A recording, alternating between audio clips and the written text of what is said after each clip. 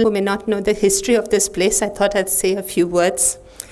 The Center for Human Genetics is an autonomous institute which has been funded by the ITBT department of the government of Karnataka and not by the health department. And this institute was started just over 25 years ago, and it was established with the vision of having basic genetic research as well as medical services under one roof. And I think that's made us the unique institute that we are today. So over the years, things have evolved. We've developed training courses. We run a PhD program. We have a master's program in human disease genetics, which is highly popular, and we get a lot of people applying for this course. We also have, for the medical people, in pediatric genetics, a course which is a post-MD one-year fellowship program. There's a shortage of medical people in genetics throughout the country. So this is how we started off, and we slowly are growing. We still remain a small institute, but I think that's been our uniqueness right from the beginning. The institute has received, in spite of being a smaller sized institute, we have had several accolades nationally and otherwise. And we had been initially recognized by the Indian Council of Medical Research, Government of India, as the DHR Center for Translational Research, Advanced Research and Translational Genetics. And beyond that, to the cost of embarrassing Professor Sharat Chandra, I would like to say that he's about to be conferred with an honorary doctorate by the Rajiv Gandhi Institute, University of Health Sciences, for his completely seminal contribution towards health sciences promotion in the state. So,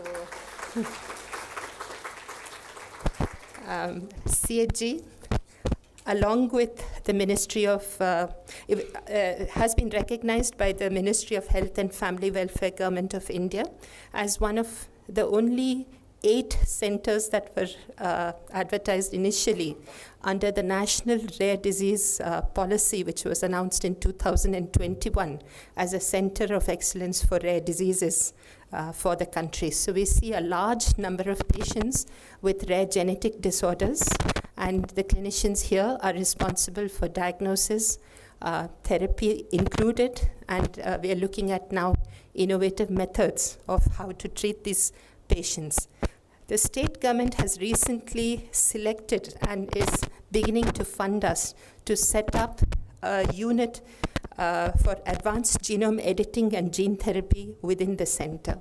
And it's with this in mind, I think it couldn't be more fitting to have Professor ALOK SRIVASTAVA to give today's lecture for the first indigenously produced lentiviral gene therapy for hemophilia B. Thank you for being with us today.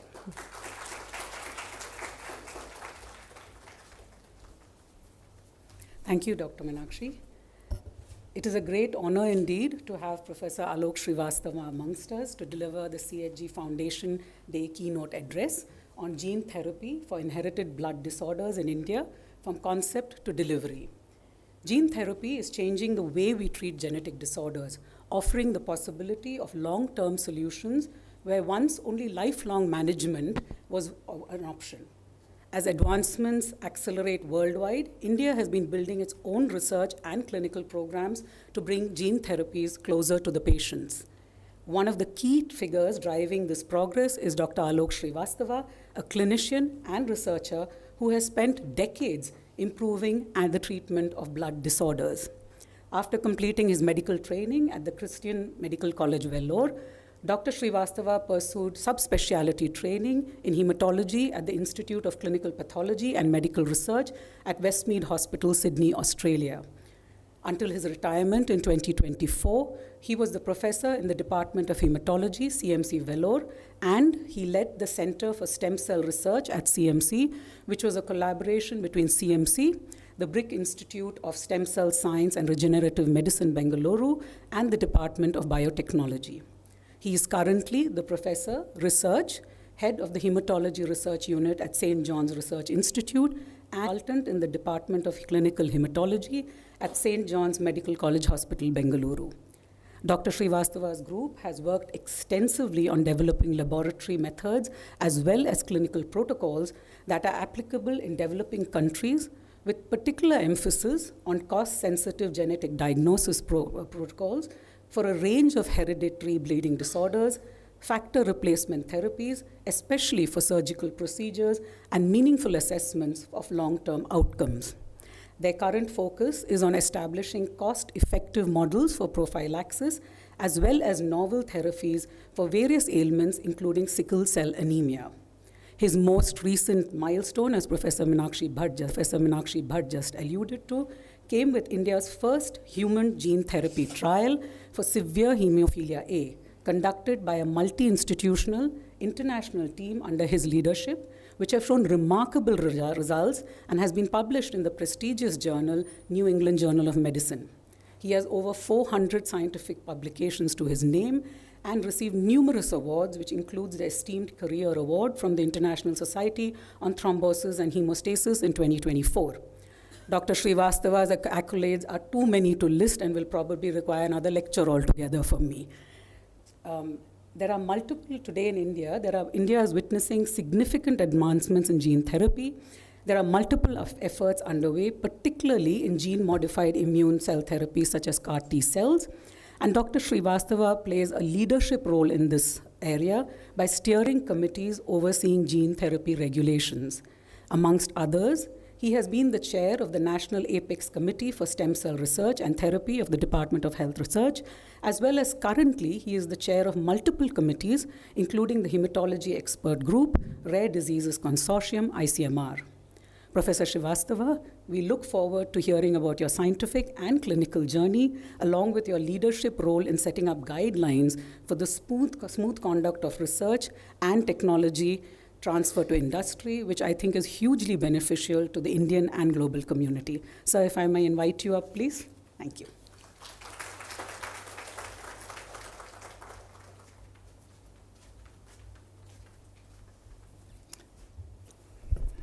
Thank you, Dr. Bhatt, for this invitation, and good afternoon, everybody. Thank you for an extremely kind and generous introduction.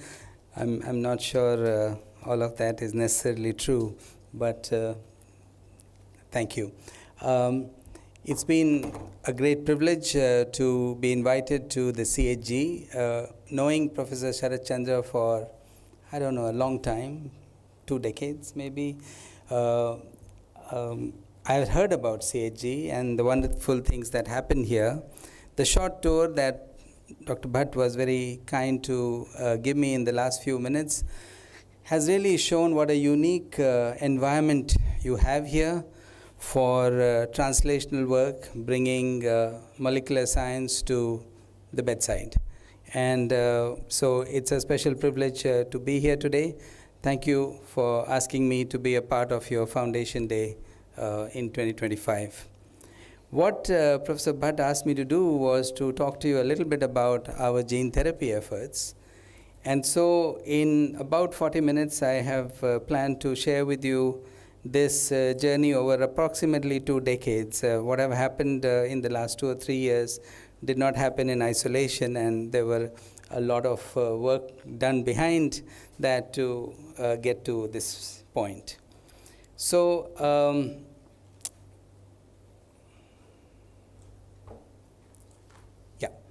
let me start by just reminding all of us what we mean by gene therapy. And this definition is a moving target in a way. So classically, one would have defined it as using either DNA or RNA to treat, cure, or prevent human disease. You will see that with technology evolving, we now also think of exogenous, functional gene or disruption of function, to bring about the necessary therapeutic effect. But in the classical sense, you construct a transgene, which I don't need to explain in this crowd. You need a vehicle to carry it, the vector, which can be a viral or a non-viral particle. And then you need to deliver it to the target tissue through different routes. It could be direct injection into the area, and there are approved cellular products that are directly injected into the organ, and or it could be intravenous and it finds its target. Once it finds its target cell, then of course it releases the payload, and the payload, depending on the characteristic of the vector, may remain episomal or may integrate. So you have integrating vectors and you have episomal vectors. And either way, it starts transcribing, and therefore you get a protein. And then you need to make sure that it is if it is a protein that needs to circulate, then it better get out of that cell. On the other hand, if it has to stay intracellular, then it has to get to the right cell where it has to do the work. So some of these concepts have to be sorted out in the beginning when you design this work and choose your vector, your expression system, as well as the target cell. Now, broadly, there have been two approaches. So it started all about 25 years ago with gene therapy for the immune deficiency disorders, led from the Necker Hospital in Paris. And at that time, they were using various retroviral vectors, changed to lenti later. In that, the concept was you took stem cells. Somehow serendipity that hematologists and hematological approaches to gene therapy have kind of dominated this space, and so it was easier for some of us to understand and try and build it up rather than some other medical specialties. So here again, people took hematopoietic stem cell, processed it in the lab in terms of transduction, assessed quality. If it was fine, then it was given back as an autologous transplant. And then you got expression of protein. Sorry, what I'm showing you first is the in vivo one. This is a different concept where you have the adeno-associated viral vector. You package the transgene in the industry, in the lab. You have bulk production. The vector with the transgene is transported to the site as a frozen drug. You thaw it and you infuse it intravenous, gene therapy is over.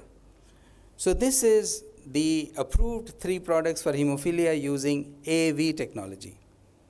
Adeno-associated viral vector, a ubiquitous virus in the community, does not cause disease, many serotypes with tropism for different tissues. So depending on what you are intending to target, SMA is a good example. You have this product in the market. I am told 200 to 300 children may have been treated in India at $2 million, 16-18 crores per dose, and they have benefited. That is this technology, where the transgene sits in the AAV. You infuse the product intravenously after thawing it, and it finds its target tissue. In this case, it's an AAV9 that goes to the muscle. So we can have different AAVs depending on what. Here for hemophilia, it was the liver that they were targeting. We'll come back to that. What I was telling you of the immune deficiency is the ex vivo manipulation, where you take out the stem cell. So mobilizing stem cells is pretty standard now for more than 30 years, where you give a growth factor, GCSF, the granulocyte colony stimulating factor, that mobilizes stem cells from the bone marrow, and it circulates in the blood. You do a standard apheresis in a blood bank. You will collect enough stem cells after 5 days of mobilization, and then there are techniques to purify the stem cells if you need to. You take it to the lab and you transduce it with an integrating vector, initially retro, then nowadays more often lenti, and there are different generations of lenti to increase the safety and efficiency of the process. So in this one, you have a very elaborate lab setup required, because the vector is being given to you. Collection of the stem cell is pretty straightforward, being done in many medical institutions. Purifying it has also been standardized on platforms.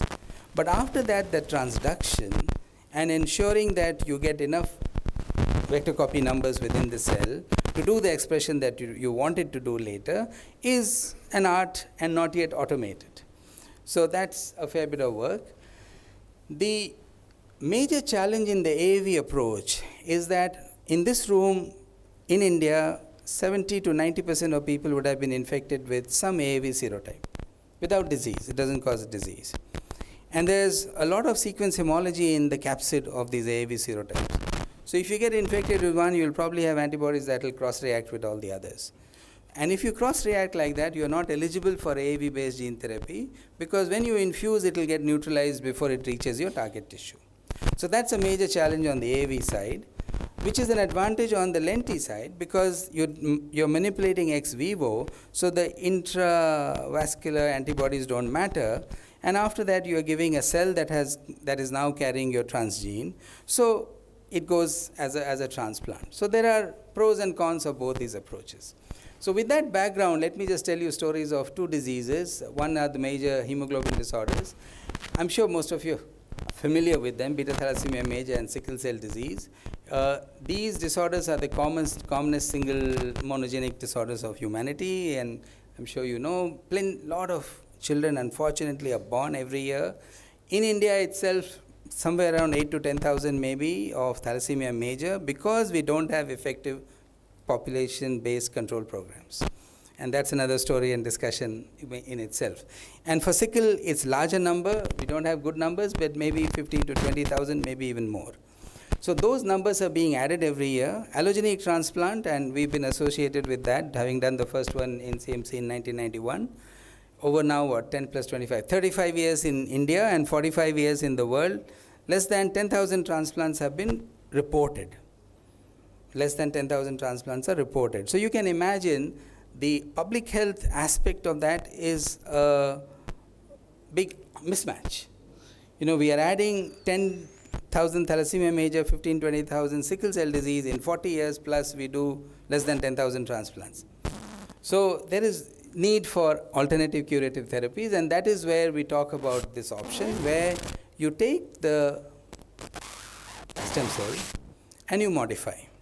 And what is shown here are two broad approaches. One is the lentiviral approach, where you transduce it with a particular gene. It may be a gene addition, as shown on top in red, to add the defective beta or gamma globin gene.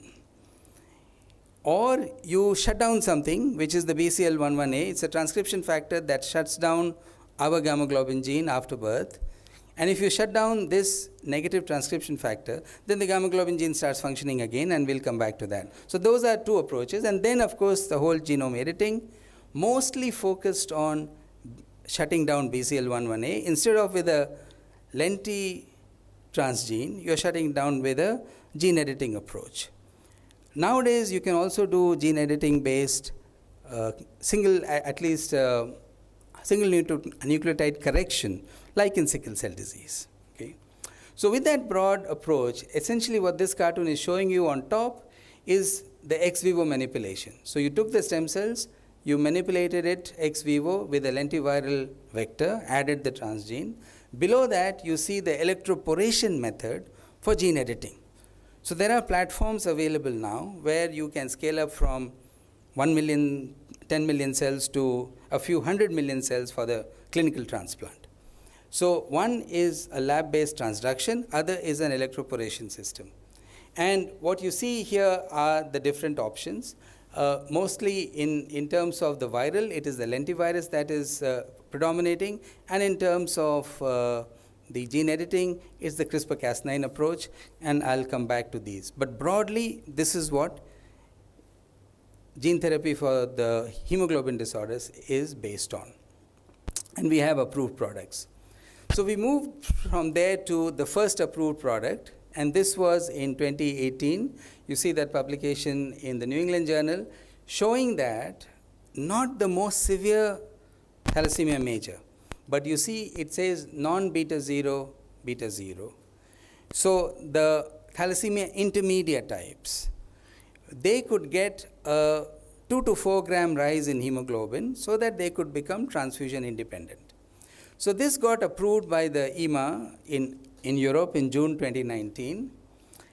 And for 2 years, the governments in Europe, in Western Europe, did not really take up this product.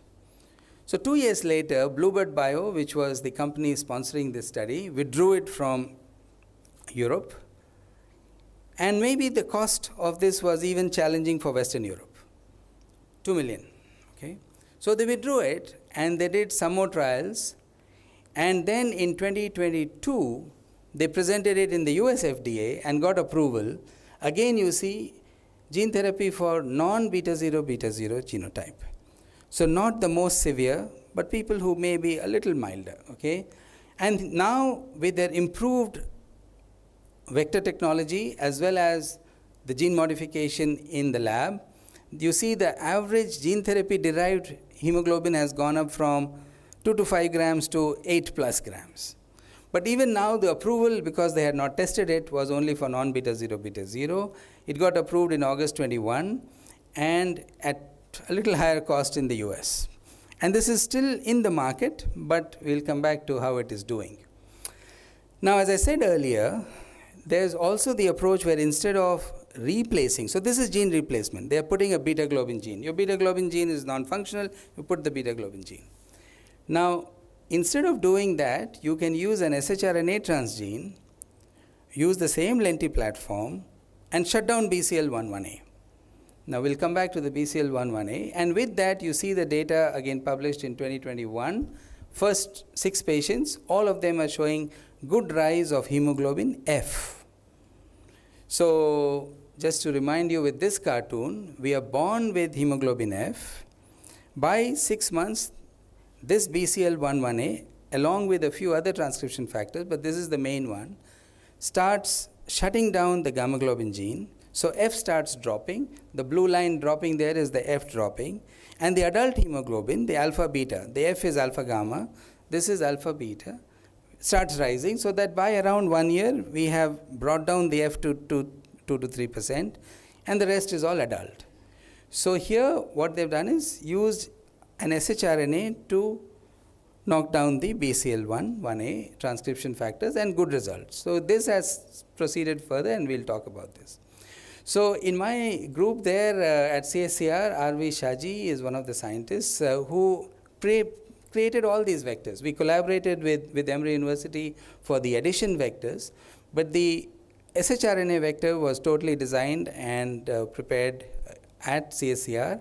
There were 3 scientists working in this space. So we had fairly standard models, and I'm not showing you because it's all published. They had an ex vivo cellular model of erythropoiesis where they would check this. Then we had the mouse model to do the functional analysis, and with the proof of concept completed, the idea was to transfer this to industry to take it forward. So we have 3 technologies here: adding a beta globin gene, adding a gamma globin gene, and adding or using a BCL11A shRNA transgene to shut that down. Now this is the data where we move from adding or modifying with lenti to a CRISPR-Cas9 based gene editing. And this is of course familiar to all of you as to how this is done.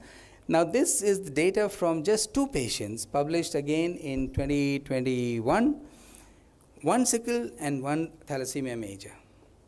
And you can see that in both of them, you can see the rise in hemoglobin F, which is being shown in blue there, right? So the hemoglobin F is going up nicely to bring the total hemoglobin up. We are not changing the adult hemoglobin at all. We are just adding hemoglobin F. So this was, of course, very important technology, and this progressed further to this publication in last year, sometime in the middle of the year. Here, this is for severe sickle cell disease, and a similar data, and you can see that what you're seeing in green is the duration of follow-up with no transfusion, and the hemoglobin is all in the 10 to 12 range for these patients. And the same thing with transfusion-dependent beta thalassemia. So we get approval here for a drug which is CRISPR-Cas9 based modification of BCL11A in a way that it allows the natural gamma globin gene to start functioning and making hemoglobin F just the way it was making when you were born. Nature shut it down. Now we are getting it to function again. And that resulted in this product which they call CASGV. And CASGV is priced at $2.2 million per dose. Now by this time, Bluebird Bio also improved, did the trials on the severe thalassemia, and they brought in this drug called Lyfgenia at $3.1 million. Now this is where all scientists must understand their commercial worth and how to translate, because otherwise you get fooled or you do things. So here, within 48 hours of this announcement was made in the 2024 ASH meeting, the American Society of Hematology. The data was presented within 48 hours. Bluebird Bio lost 25% market value. How all that happens, is a different story, but these things happen, and that affects science and products, and we'll come back to that. So these 3 drugs came, okay? We have 2 from Bluebird Bio, 1 from CRISPR Therapeutics and Vertex together. Now, in terms of gene editing, there are different possibilities. So we talked about targeting the BCL11A. Important to recognize that the BCL11A has functions other than erythroid differentiation and hemoglobin production in the body. It has functions in the lymphoid as well as neural. So you can't go knock out BCL11A at total organism level. It has to be erythroid specific knockdown. So that's one approach. The other is that in nature, people exist, and there may be some in the room who will have what is called hereditary persistence of fetal hemoglobin.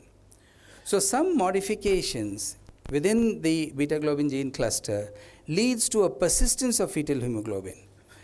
It could be as common as 1 or 2% of the population. They may have 99% HbF or different levels of hemoglobin F persistence, and that doesn't cause any deleterious effect. These people live normally otherwise.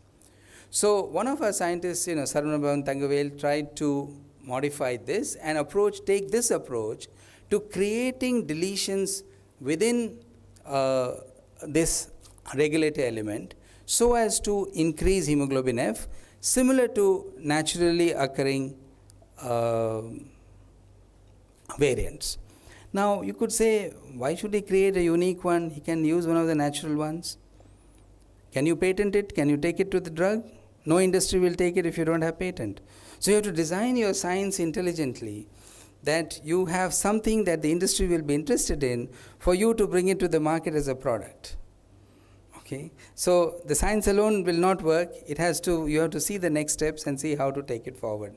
So this data was also studied in the same models, as I said, in the ex vivo cellular models, then the in vivo mouse models, and then human HSCs as well from patients. And both, so Shaji is one of them, Sarvanabavan Thangavel is the other one, and then we have Mohan Kumar Murugesan. Both of these people joined us about 8 or 9 years ago. They were from basic science. They did not know the spellings of the diseases they started studying. And they say that proudly now, because both of them were proud to receive the India Alliance Team Science grant together. Separate grants from 2 people from one institution in 2023, India Alliance Team Science grant. So, they have achieved a certain quality. So there's no problem saying, 10 years ago I didn't know the spelling of what I was trying to study. It's okay.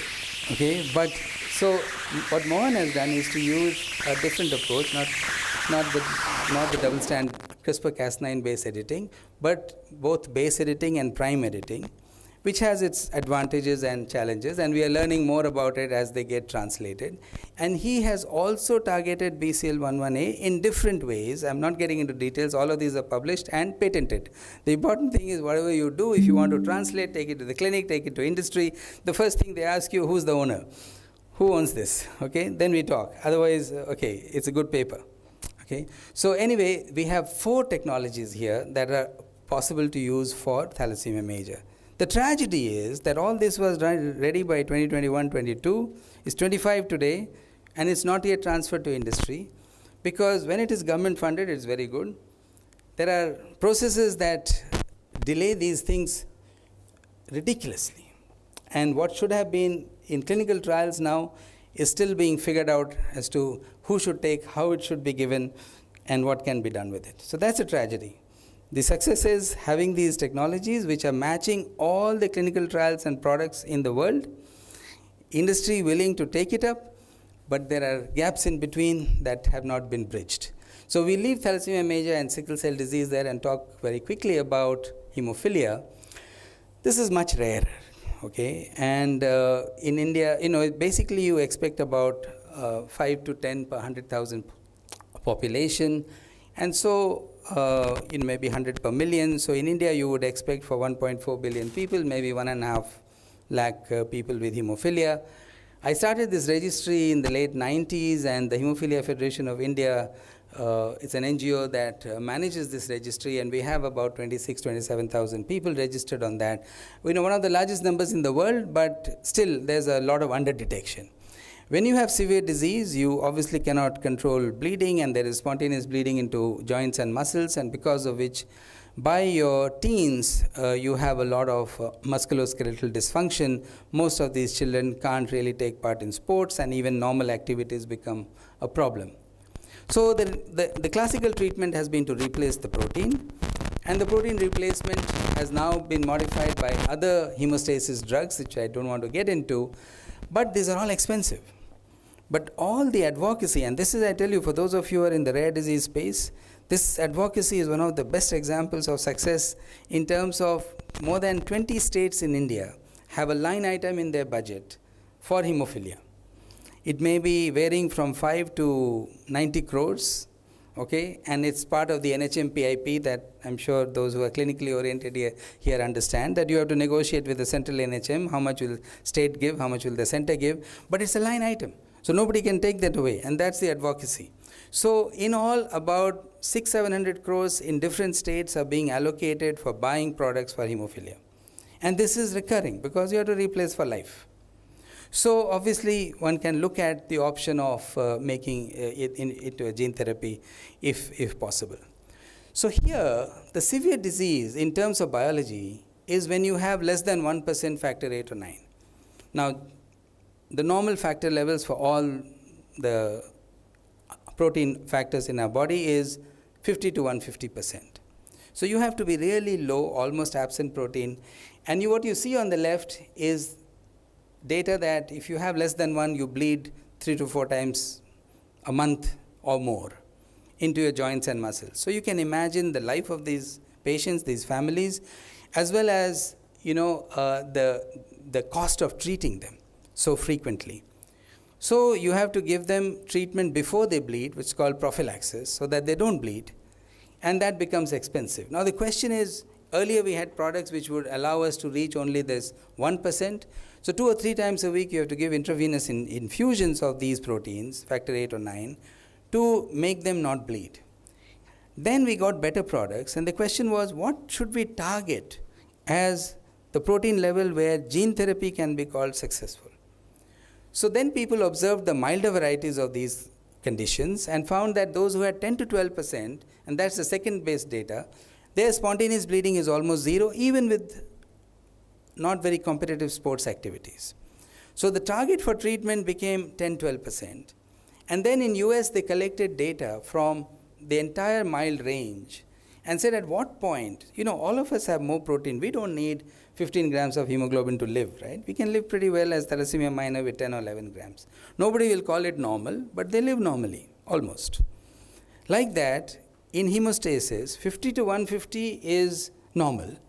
But can you live with 20, 30 or 40? We don't know. So the data on the right is showing you that observing about 5,000 people with mild disease, they found that the bleeding profile of those who are 20 to 30% is very similar to the normal population.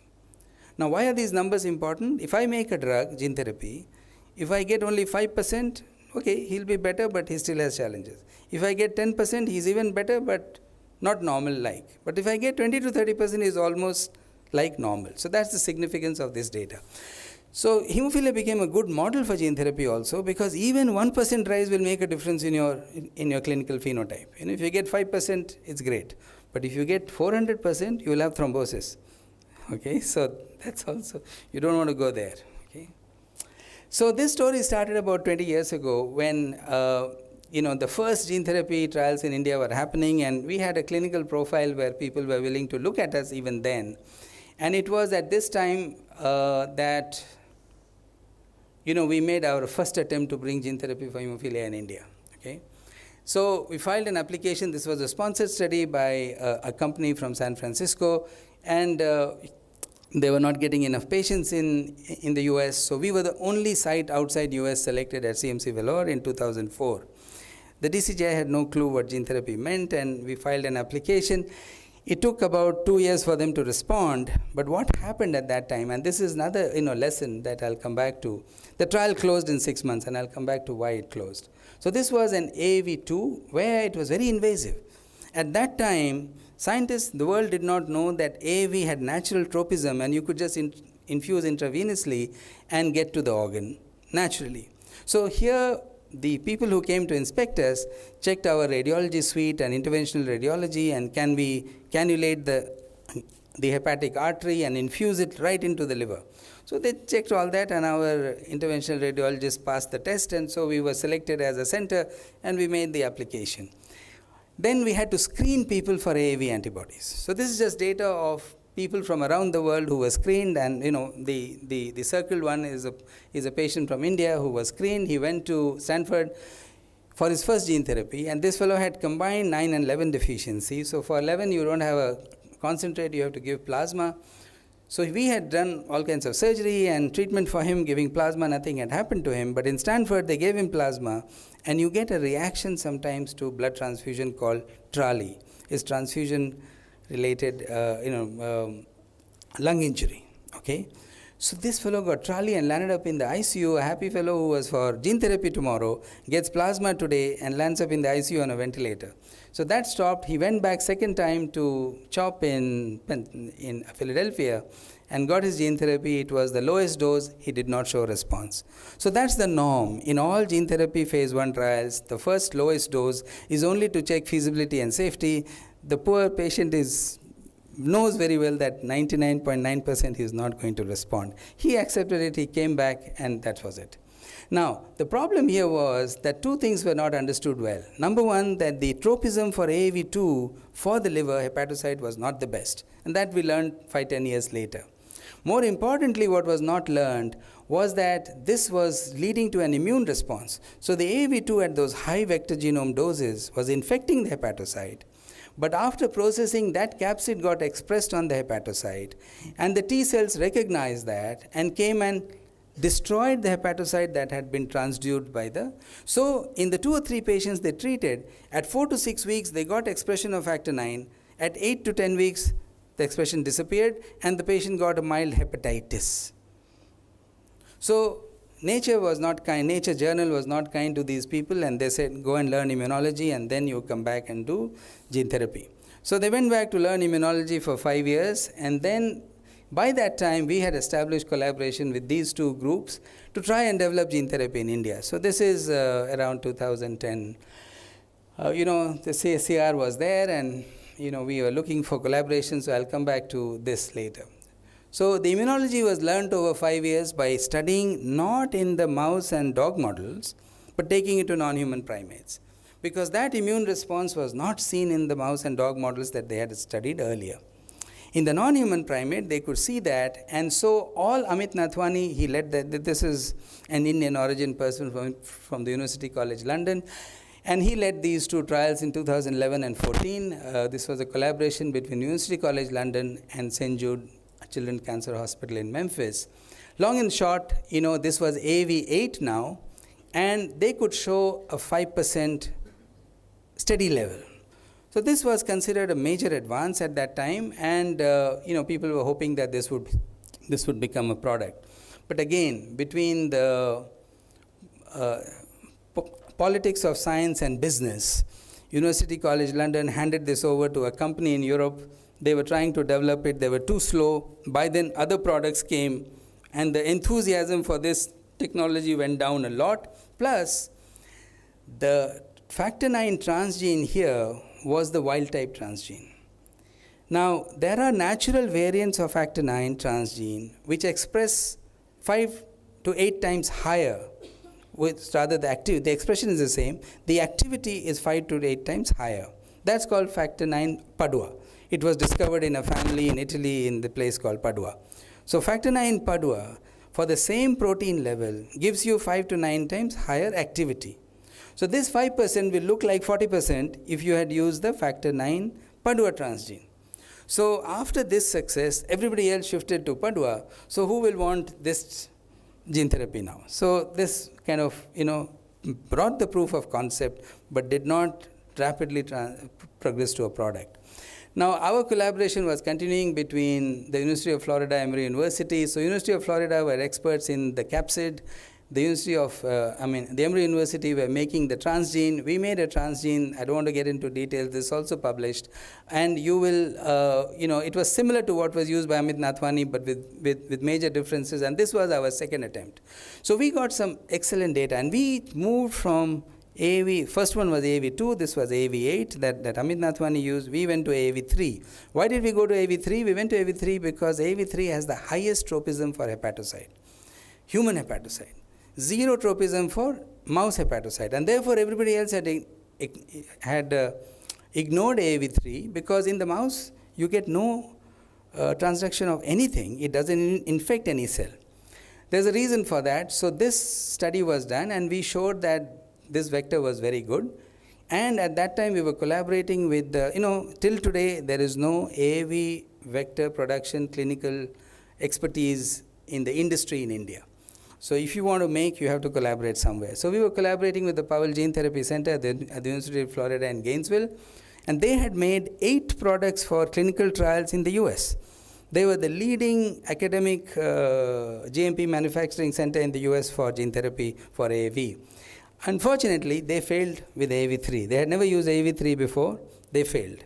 This was 2017. So our grant at that time for gene therapy from DBT was actually for this product, because we had done the preclinical work. And if they had made the AAV3 vector for us, in 2018 we would have started the AAV3-based hemophilia B gene therapy clinical trial in India. But that failed, and after that is a long story of failures of finding people who can produce this at a cost that makes sense to us.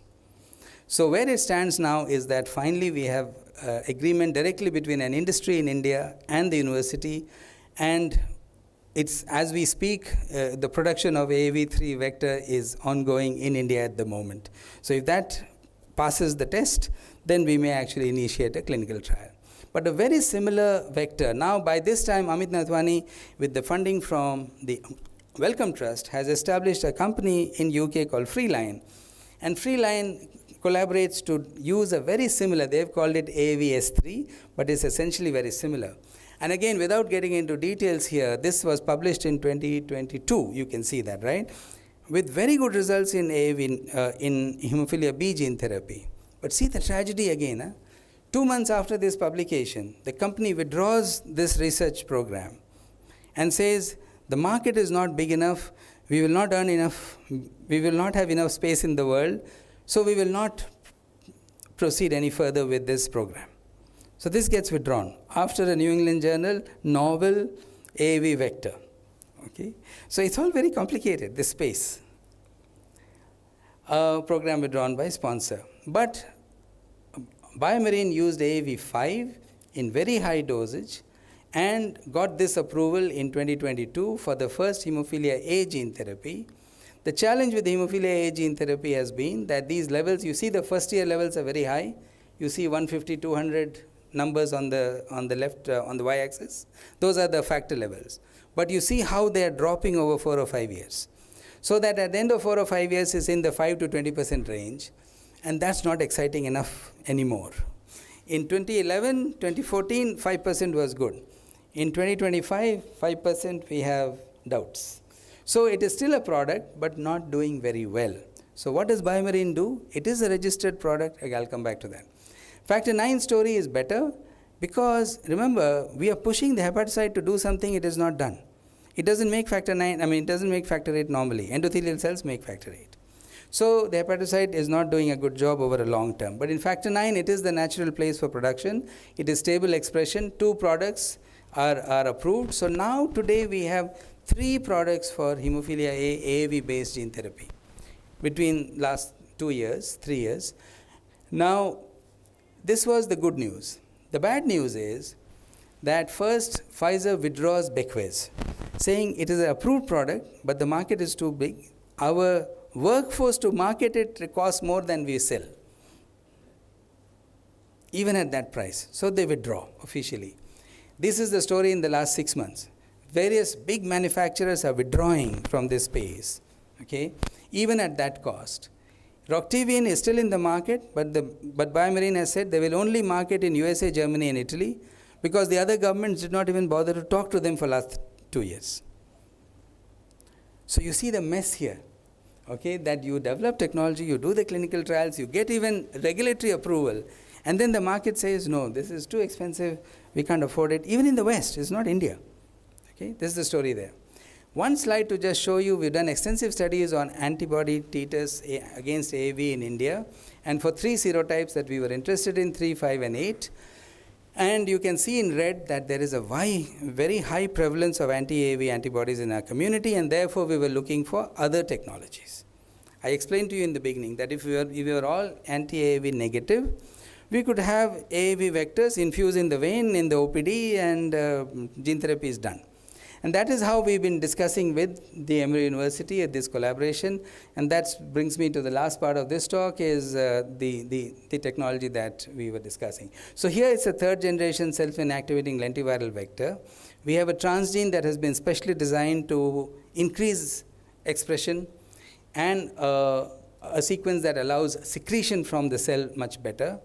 We made it with a CD68 promoter so that it's not expressed in the stem cell. We don't want to harm the stem cell in any way, but in a more differentiated cell, mostly macrophages, but CD68 is not so restricted to macrophages alone. And because it's a lenti-based, with the experience from immune deficiency disorders and hemoglobin disorders, this expression could be long-term. So what do we do here? The first part is after the counseling and screening, this patient donates stem cells. These are transduced in the lab through the process shown. And once the product is ready, it is cryopreserved. Then the patient is admitted for a regular autologous transplant, like we do mostly for malignancies. So this is a big thought barrier in terms of physicians and patients. How can you go and do a transplant in a hemophilia patient? Nobody does that in the world. So this is a first-in-human approach for this kind of gene therapy. So obviously phase 1, so safety and feasibility we were looking at, but we were always hoping that there will be some factor VIII expression so that the volunteer patient also benefits and we feel good about it. So those were some of the inclusion and exclusion criteria.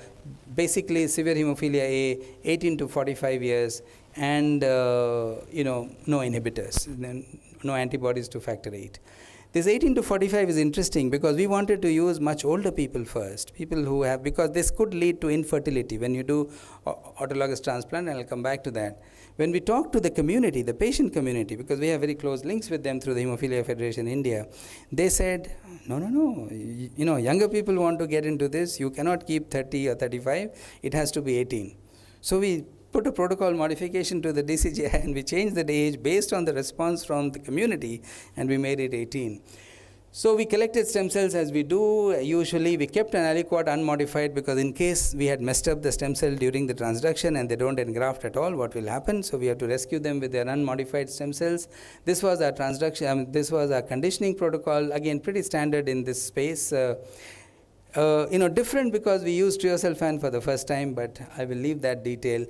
The processing in the lab was initial protocol that we got from Emory involved 2-step transduction. So the lentiviral vector exposure was twice in the lab to these hematopoietic stem cells. But after the first 2 patients, we modified that to a single step, but with an enhancer. So there are various chemicals available that small molecule reagents that are available to enhance transduction. So we modified the transduction protocol, the manufacturing protocol, and this is the clinical data that you have. So these patients, as you can see, at least one of them was below 30. They were 22 to 41. They all had severe hemophilia. We got a good cell dose from a single collection that can often be a challenge. We got a vector copy number that was acceptable within the range we had identified, and they have been on follow-up. So again, I think these details just show you that normally autologous transplants and all the thalassemia, sickle cell disease, gene therapy that's going on in the US, the big complaint is huge mucositis in the first 2-3 weeks after conditioning. And those patients suffer a lot because it is busulfan-based conditioning. For the first time in the world, we chose to use triosulfan because we have a lot of experience using triosulfan in thalassemia major. And it was a dream because none of these fellows had any conditioning toxicity to worry about. And the most, during the transplant, most importantly, busulfan causes much more sterility because of the effect on the germinal cells. So here, the semen, we had done semen banking for all of them, but the semen examination 6 months after transplant showed normal count and on all of them. So they had recovered, even if they had gone down, we didn't check earlier. The beauty was that this is the first phase 1 gene therapy study in the world that showed clinical response from the first patient onwards. So, that's never happened before. We were very fortunate. Somebody was very kind to us to allow this to happen. And, these patients, even with the low levels, the problem was that in the first 2 patients, and this is the reason why we changed the transduction protocol. We changed it because the first 2 patients showed expression but very low. As you know, we were targeting 20 to 30. We got 2 to 5, enough to change their phenotype, make them not bleed, but not enough for, to be acceptable in the world. And the next people are running between 25 and 50%. Those are the best results for gene therapy for hemophilia A in the world today. The transduction enhancer made a big change. You see the number of integration sites. The first 2 patients were without transduction enhancer. The next 2 patients are with transduction enhancers. The first one has around 1,000 to 1,500 integration sites. The next one is around 25,000 integration sites. But thankfully, none of these are near any oncogenes. So for the moment, everything is good. But that's the beauty of lentiviral vectors. The integration profile is generally consistent. And in the last 10 to 15 years, with the 3rd generation lentiviral vectors, self-inactivating, we don't have any incidence of malignant transformation.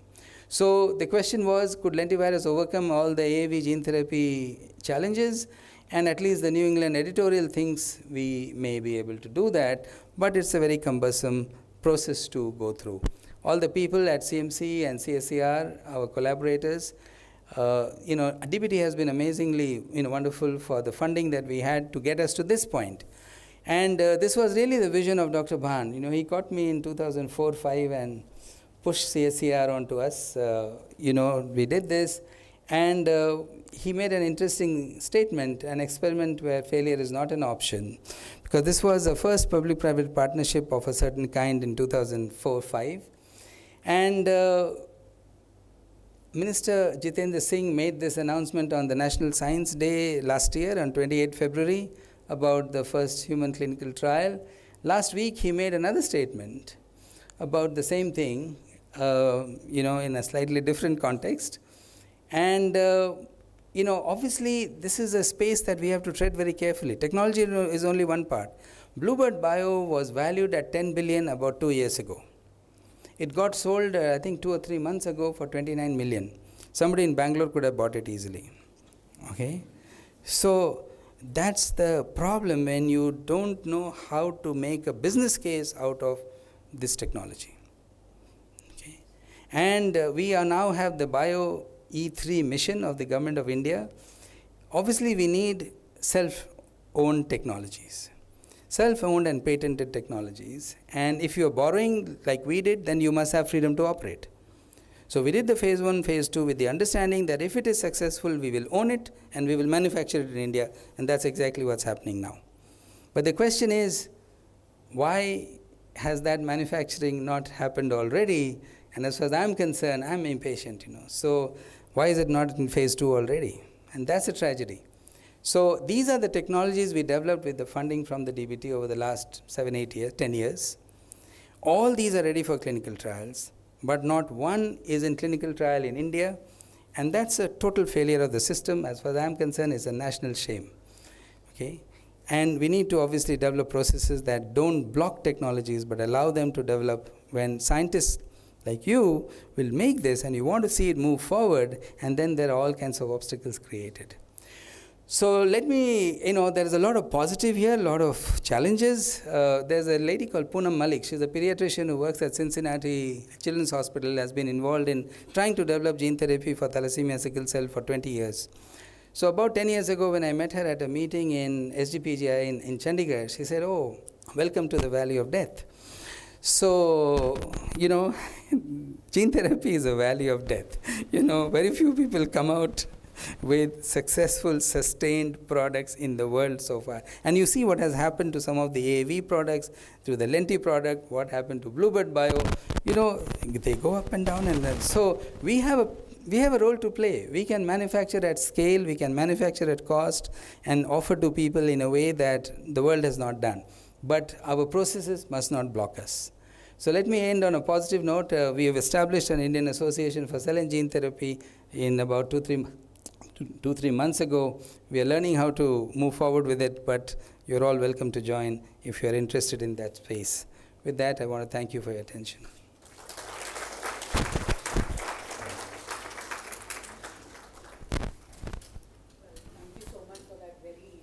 Fascinating insight, but brutally honest take on the current landscape of gene therapy in India and possibly the way forward also. So I'd like to just open up the floor to the audience for a few questions. We start with you. Would you care to elaborate a bit on the institutional obstacles which are holding us back? During tea. I said that much, that was enough, but during tea I'll explain to you. You know, for the students, you know, when you get into science, you watch, admire seniors, then you grow up, you have equals, and then there is professionalism, there is rivalry. You know, not everything is done for the good of science and humanity. That's part of your answer, sir.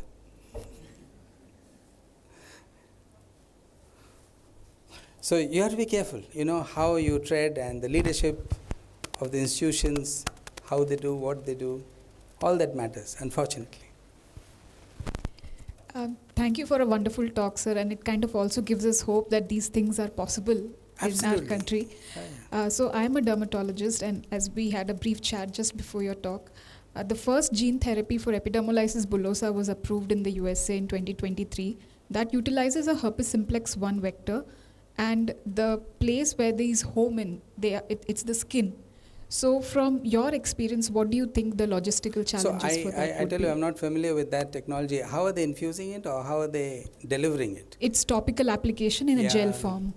You know, so the skin and muscle are two challenging organs to deal with, because there is no intravenous way to reach it so easily. So all the muscular dystrophies also, I mean, thankfully some are working now. So, but you know, you'll have much easier path to regulatory approval, I think, because it's topical as opposed to, you know, but I tell you, the challenge is to develop in the country, you need a clinical scientist collaboration that will either borrow technology. See, these are good human beings. I showed their pictures, Trent Spencer and Arun Srivastava, no relative. You know, okay, they are good human beings. They have technology that they are willing to share with the world. Okay, they will also benefit from it, because for the cost that we did the phase 1 trial in India, less than 10 crores, they will not do anything. You know, 20, 30, 50 million dollars is their phase 1 budget. So they were having this technology. They would have needed a very different set of requirements for doing the phase 1. Their technology has been proven here. So if you have a collaboration with people who have the technology, or you develop the technology here. So only this is we borrowed. All the other technologies I showed, we developed at CSIR. And from cellular level to animal model to human cells, proof of concept studies are done, IP filed. So that's the model. You somehow develop it, complete the proof of concept, file IP, look for industry partners, and hope that nobody will block you in between. Thank you.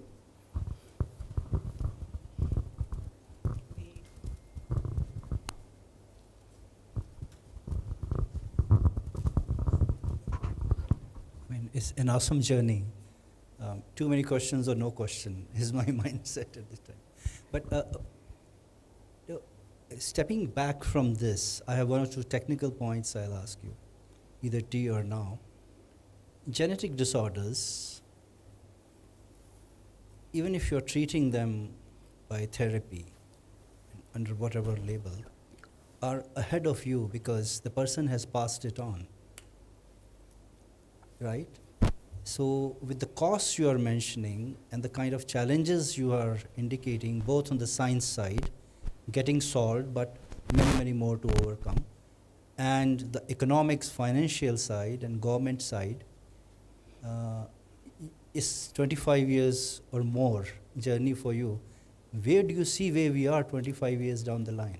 So, we had very generous funding for this, but when this was being discussed... Well, actually, you didn't have. You are being very nice to everybody. No. This one, I tell you, I cannot complain. By Indian standards, by any standards, we had really good funding for this, and very flexible. They were, because we were shifting platforms, focus, whatever, and we were explaining, and it was, as Minister Singh said, a nation-building exercise. So we had some liberties.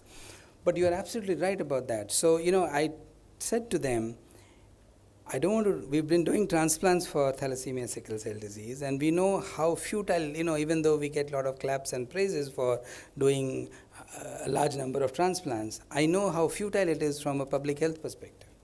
So now gene therapy, unless we do a successful control program and reduce incidence by 99%, as has been done in Mediterranean countries, much smaller countries, but they have done it. Model is there.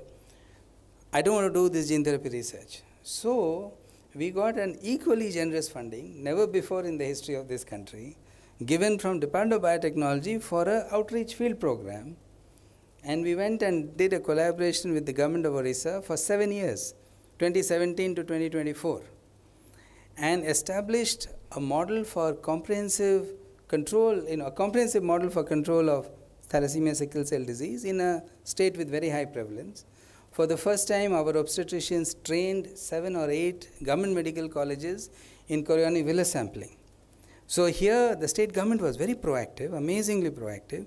They were happy to take it all the way to prenatal diagnosis for this disorder. So that is still, being continued after the program has stopped, in the program mode. It is now part of the Orissa Health State Service.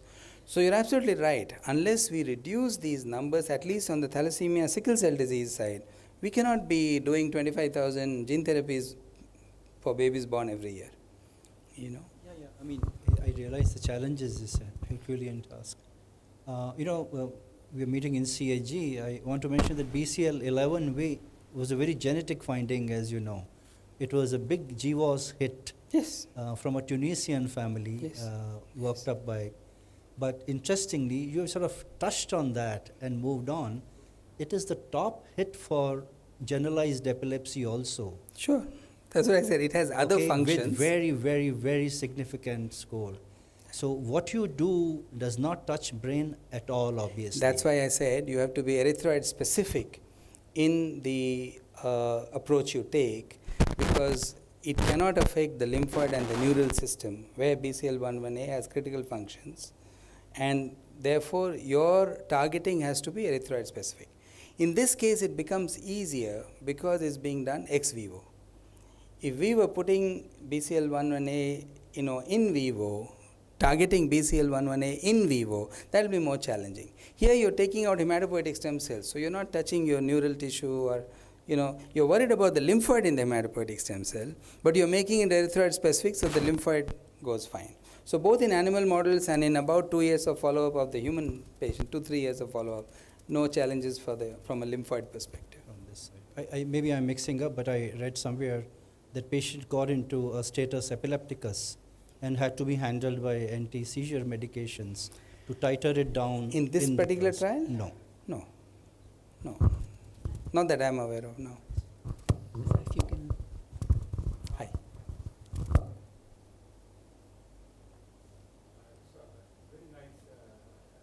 Journey, very, very great, persistence I can see. One question, maybe I'm outside of the field, so it may not be very scientifically, but you said AAV, the problem is that there are antibodies in most of us. So are there any thoughts about replacing it with something which will be giving those benefits but which may not have antibodies? So there are 2 approaches being pursued. One is you coat the AAV with something that then does not allow the antibody to attach to it, while it still homes onto the target tissue.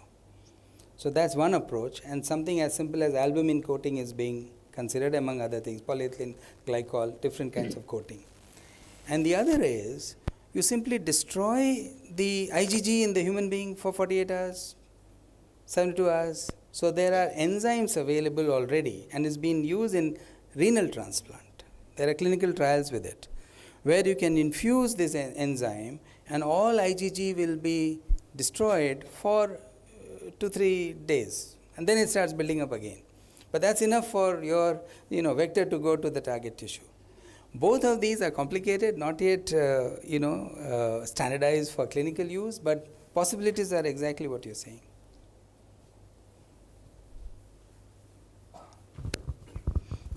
In thalassemia, why does F come up, not the adult hemoglobin?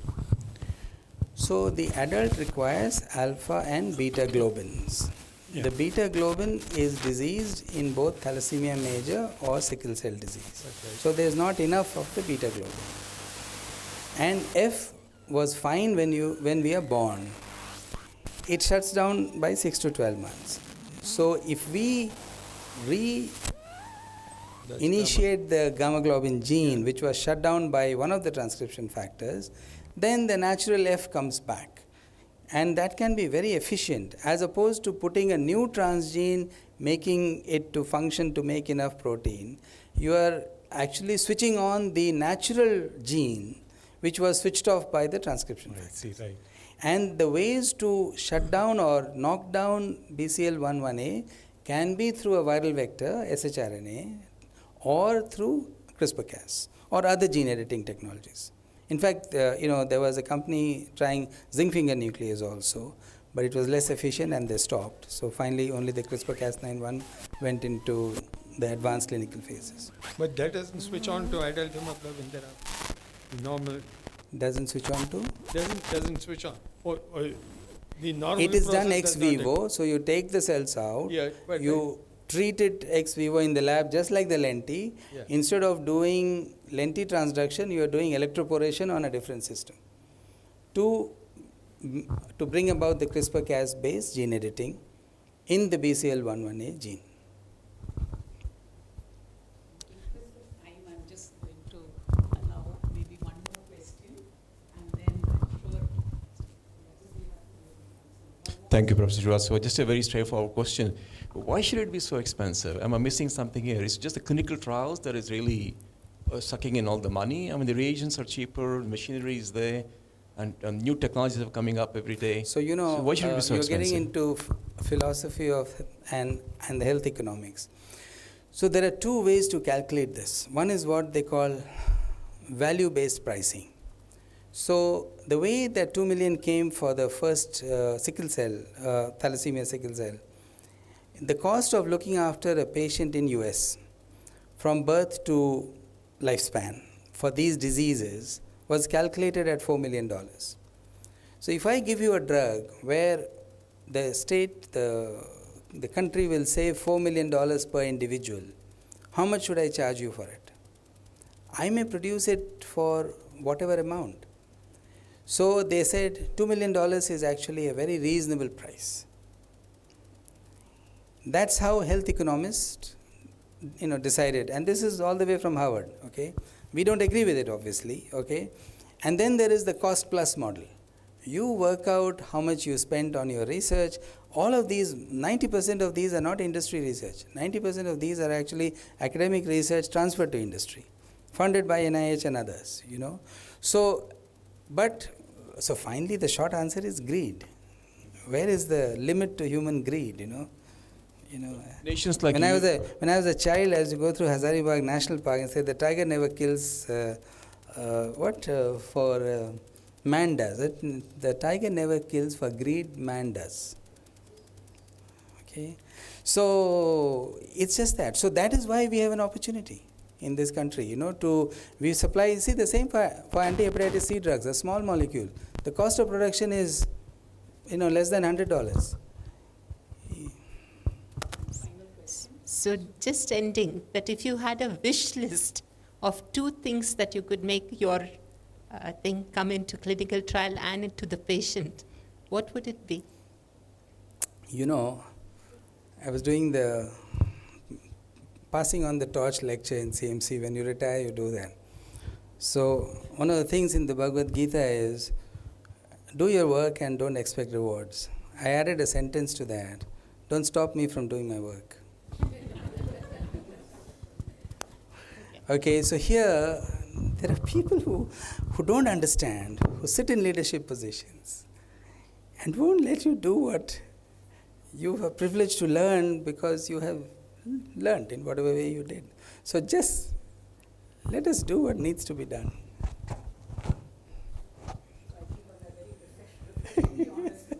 Thank you so much for that wonderful talk. I'd like you all to join me in thanking sir. Thank you. And before we wind up, can I request Professor Meenakshi to please give you a small token of our appreciation for giving us this wonderful talk. You know, basically on a more serious note, you just transfer to industry. Let them. That's the model in the world. Nothing else. Transfer to industry.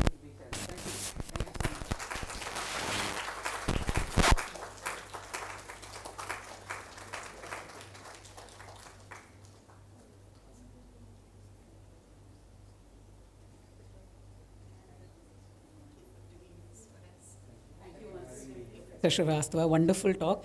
Could I just request everyone to join us downstairs on the ground floor for a photograph with Professor ALOK Srivastava, and then followed by refreshments.